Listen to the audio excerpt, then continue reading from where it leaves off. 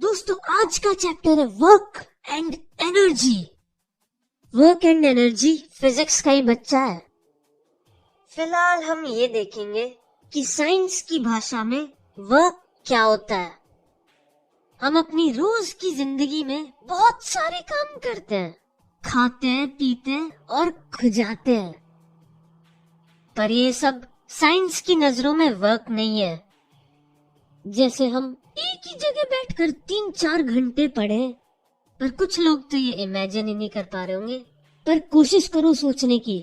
तुम लगातार 3-4 घंटे पढ़े तो पढ़ने के बाद तुम्हें लगता है आज तो तुमने बहुत ज्यादा वर्क किया, पर साइंस के नजरिए से हमने कोई काम नहीं किया।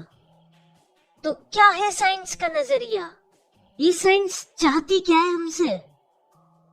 तो अब मैं बताता हूँ साइंटिफिकली वर्क क्या होता है। ध्यान से सुनना। वर्क होने की 2 कंडीशंस होती हैं।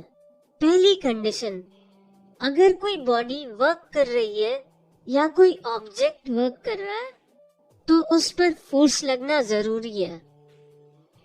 मैं फिर बता रहा हूँ, अगर कोई बॉडी पर फोर्स एक्ट कर रहा है तो ही वर्क होगा। जिस ऑब्जेक्ट पर फोर्स लग रहा है उस फोर्स के कारण वो ऑब्जेक्ट डिस्प्लेस होना चाहिए। एक बार फिर बताता हूँ, अगर किसी ऑब्जेक्ट पर फोर्स लग रहा है और उस फोर्स के कारण वो ऑब्जेक्ट डिस्प्लेस हो रहा है, तभी हम कहेंगे कि उस फोर्स की वजह से कुछ वर्क हुआ।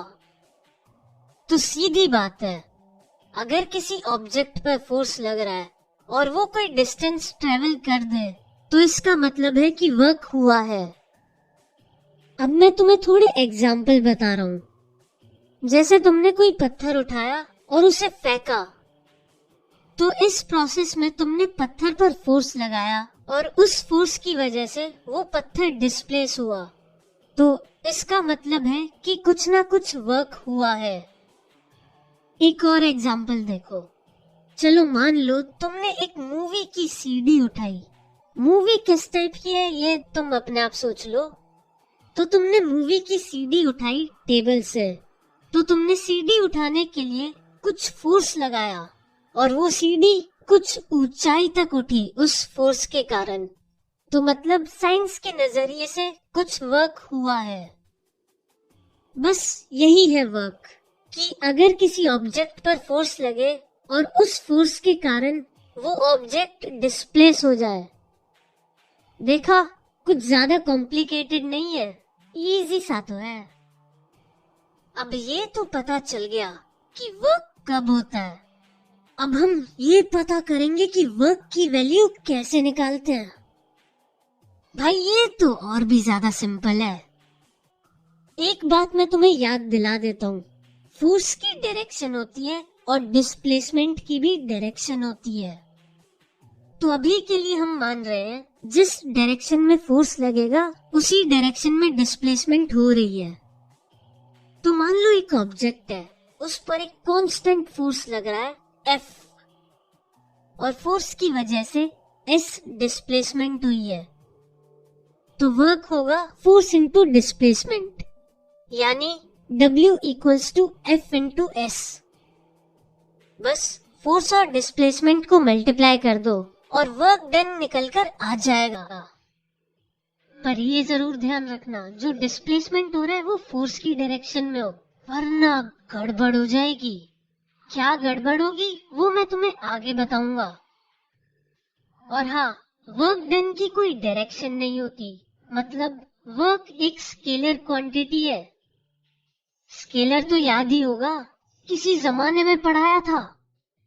नहीं याद तो मैं बता देता हूँ। स्केलर क्वांटिटी वो होती है जिसकी कोई डायरेक्शन नहीं होती, बस एक मैग्नीट्यूड होता है, यानी एक न्यूमेरिकल वैल्यू होती है। और स्केलर का उल्टा वेक्टर, इसका डायरेक्शन और मैग्नीट्यूड दोनों होता है।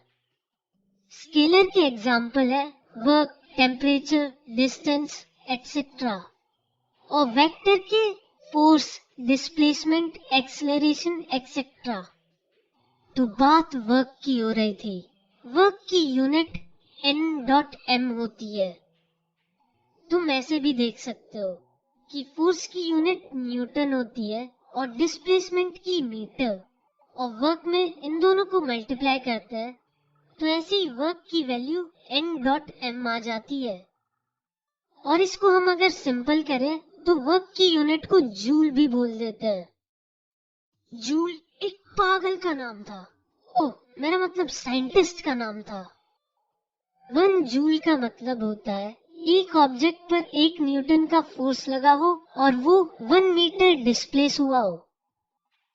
अब एक छोटा सा एग्जांपल देखो। एक ऑब्जेक्ट है, उस पर 5 न्यूटन का फोर्स लगा और ऑब्जेक्ट 2 मीटर डिस्प्लेस हुआ जिस डायरेक्शन में फोर्स लगाया था। तो चलो बताओ वर्क डन कितना होगा? सोचो भाई सोचो। अरे बिल्कुल सही सोचा, 10 जूल होगा, क्योंकि 5 इंटू 2 इक्वल्स टू 10 होता है। और यूनिट लिखने का विशेष ध्यान रखें, लिखना भूल मत जाना, फालतू के मार्क्स कट जाएंगे। तो यार सिंपल है, कभी भी वर्क डन निकालना हो तो फोर्स और डिस्प्लेसमेंट को मल्टीप्लाई कर दो और वर्क आ जाएगा। पर एग्जाम में तुम्हें जरूरी नहीं है कि वो तुम्हें डायरेक्ट फोर्स और डिस्प्लेसमेंट दे। एग्जाम में फोर्स की जगह ऑब्जेक्ट का मास और उसकी एक्सेलरेशन दे सकते हैं। तो मास और एक्सेलरेशन की मदद से फोर्स निकाला जा सकता है, क्योंकि force equals to mass into acceleration. तो जितने ज्यादा क्वेश्चन हो सके उतने ज्यादा क्वेश्चन करना, ताकि तुम्हें समझ में आ जाए क्वेश्चंस किस टाइप के होते हैं। चलो यार बहुत ज्यादा वर्क हो गया, अब थोड़ा सा रेस्ट करते हैं। मिलते हैं नेक्स्ट एपिसोड में।